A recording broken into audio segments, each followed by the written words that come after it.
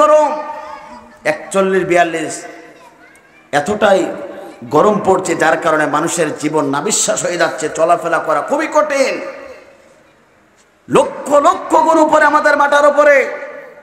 আমার বন্ধুরা, কিন্তু আপনি চিন্তা করে কি দেখেছেন, ওই সূর্যগুলো যখন মাথার উপরে চলে আসবে, জমিনগুলো তামা হয়ে যাবে, গুনাহগার ব্যক্তির জিহ্বাগুলো নাবিষ্টক ঝরে যাবে, যেদিন কাঁদতে কাঁদতে চোখের পানি ফুরিয়ে যাবে, চক্ষু দিয়ে যেদিন রক্ত প্রবাহিত হবে, যেদিন সন্তান পিতার পরিচয় দেবে না, পিতাও সন্তানের পরিচয় দেবে না, যেদিন স্বামী তার স্ত্রী পরিচয় দেবে না, স্ত্রীও স্বামীর পরিচয় দেবে না। আপনি স্লোগান দিয়েছেন আমার নেতার চরিত্র ফুলের মতন পবিত্র, যদিও নেতা নামাজ পড়ে না করতো, গাঞ্জা খাবার ভক্ত, ওই নেতা পর্যন্ত কিয়ামতের ময়দানে আপনাকে দেখলে বাঁচানোর জন্য চেষ্টা করবে না, বরঞ্চ ব্যাক গিয়ারে দৌড় মারার জন্য চেষ্টা করবে। ওই কিয়ামতের কঠিন মুসিবতের দিনে আপনার নেতা আপনাকে পর্যন্ত সুপারিশ করবে না। কথা বলুন ঠিক না বেঠিক? যেদিন কেউ কারোর পরিচয় দেবে না, সেদিন যারা আজকে এই কোরআনের ময়দানে আসলো, আল্লাহ রাসূল বলছেন সেদিন এই কোরআন তাদেরকে সুপারিশ করে করে আল্লাহর জান্নাতে নিয়ে যাবে। চিৎকার করে বলেন আল্লাহু আকবার।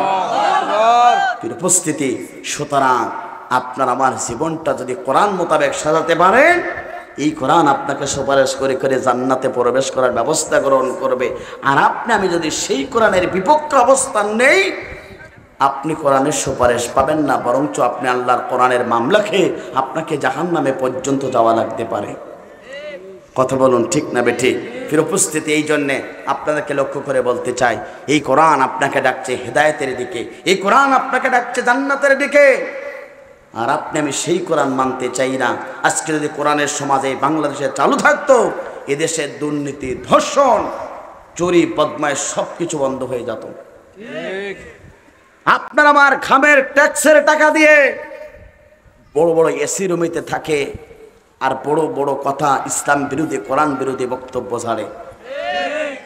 আপনার আমার সবচেয়ে কষ্টের টাকা লুট করে, অবৈধভাবে দুর্নীতি করে আপনার কাছ থেকে সিজ করে নিয়ে যায়, আর তারা ইসলাম বিরোধী, কোরআন বিরোধী আপনার উপরে চাপাই দেওয়া হয়।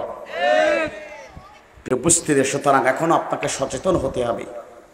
এখনো পর্যন্ত যদি সচেতন না হয়, এমন একটা দেশে আমরা বসবাস করি, এই দেশে পুজো হলে কোনো প্রকার অনুমতি লাগে না, এই দেশে যাত্রা প্যান্ডেল হলে কোনো প্রকার অনুমতি লাগে না, এই দেশে কনসার্টের মতন অপসংস্কৃতির বিরাদারে সমাজটাকে ধ্বংস করার পায়তারা করে, সেখানে কোনো পারমিশন লাগে না।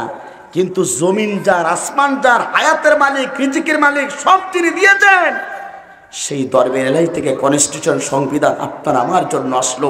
সেই কোরআনের তাফসীর মাহফিলের আয়োজন করতে গেলে সবচেয়ে বাধা প্রদান করা হয়।